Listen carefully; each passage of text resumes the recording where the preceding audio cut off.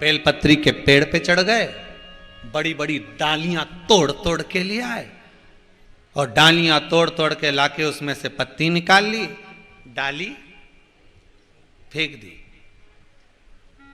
अब जिसने अच्छे से शिव महापुराण की कथा सुनी होगी उसको मालूम होगा कि बड़ी डाली में से पत्तियों को तोड़ने के बाद डाली जितनी देर तक घर के द्वार के पास में पड़ी रहती है उतना ही श्राप देती है। मालूम है कि नहीं मालूम आपको? आप बेलपत्री को अगर उतारना है पौधे में से, डाल में से, वृक्ष में से बेलपत्री तोड़ना है तो पत्तों को उतारिए, डालियां मत तोड़िए।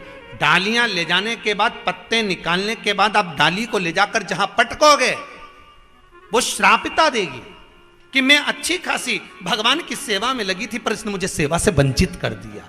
वो डाली में फिर पत्ते लगेंगे और पत्ते लगते ना जाने कितने बार शंकर जी को चढ़ते, पर तुम्हारे कारण वो डाली टूटी, तुम्हारे कारण तुमने उसको वंचित कर दिया सेवा से, उसका दोष तो लगेगा। अब तुम तो खुश हो गए, 108 चढ़ाया मैंने तो तुलसी बेलपत्र, 108 चढ़ाया मैंने तो आपकी हरतालिका तीज पे 500 चढ़ाया, मैंने तो शिवरात्रि पे 500 चढ़ाया, मैंने तो 1.25 लाख बेलपत्री चढ़ाई, मैंने तो ये चढ़ाई, तुमने तो चढ़ाई, पर वो के बाद वो जो डाली जिसमें कांटे लगे हुए थे तूने तो पत्ती तोड़कर पटक दी, उसको किसी काम की आई? अरे बोलो तो नहीं आई। उसका दोष कौन को लगेगा?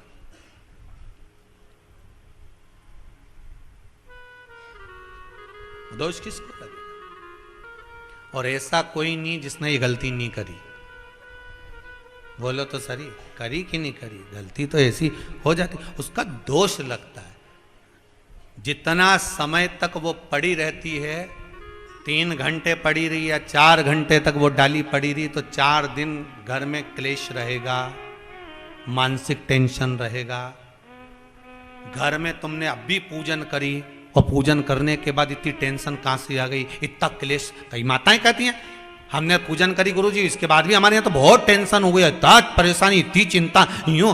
कई लोग कहे हमने वो व्रत करा, ऐसा हो गया, हमने वो पाठ करा। तो कारण क्या है? उसका कारण केवल एक है, या तो तू गई होगी फूल तोड़ने तो फूल उतारते उतारते डाली तोड़ कर आ गई होगी, या तूने बेलपत्री तोड़ी होगी तो बेलपत्री की डाली तोड़वा के लाई होगी, डाली तोड़वा के लाई, पत्ती तो हेड़ ली, डाली पटक दी साइड में, उसका दोष कौन देखेगा? वो दोष है। हम देते तो इतना सा है और लेने का प्रयास बहुत हो जाता है।